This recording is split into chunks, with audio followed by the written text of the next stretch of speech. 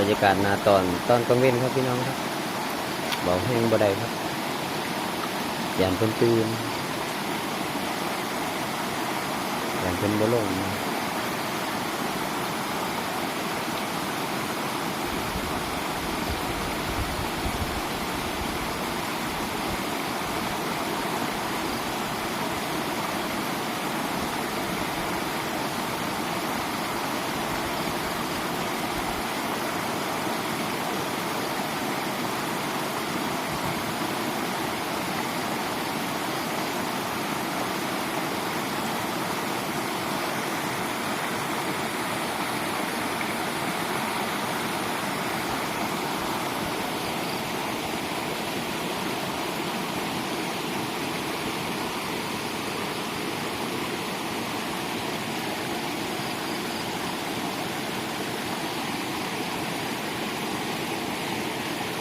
หลายอยู่ครับพี่น้อง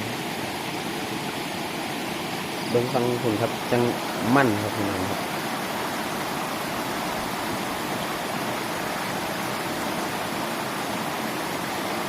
หาลายเด่นเนี่ยครับพุ่นน่ะเ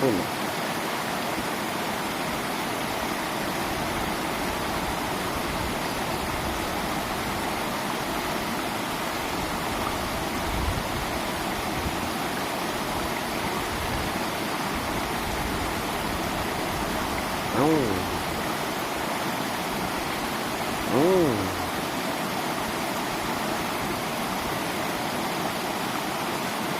เอ้าเอ้า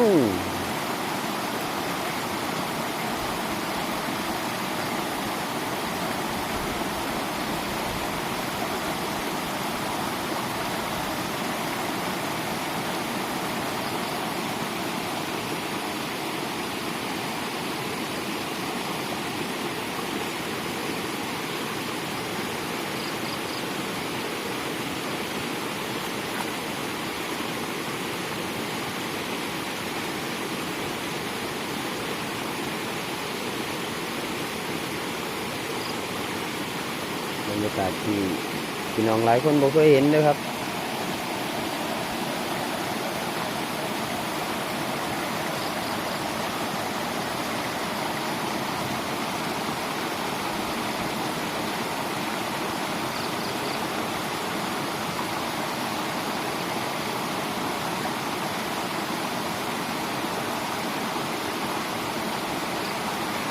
อืมอืม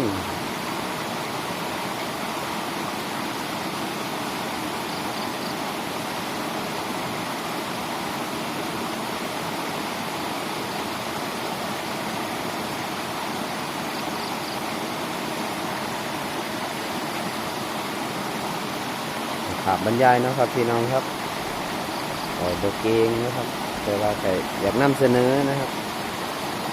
ให้พี่น้องเฮาที่บ่เคยได้เห็นเด้อครับ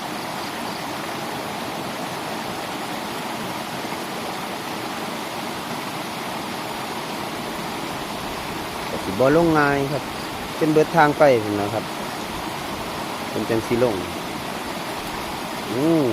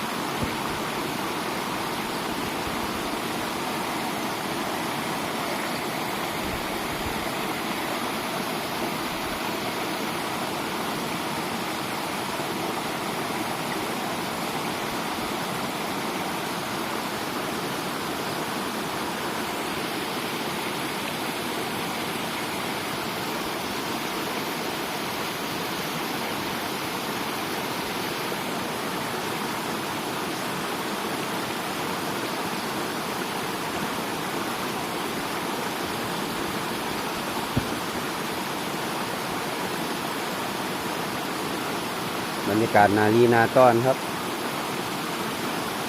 สิบอลรบกวนครับยานเพื่อนบ่ลงนะครับยานเพื่อนตื่นยานเพื่อนเว้นนี้นะครับเดี๋ยวจังมาเบิ่งใหม่อีกเทื่อนึงครับ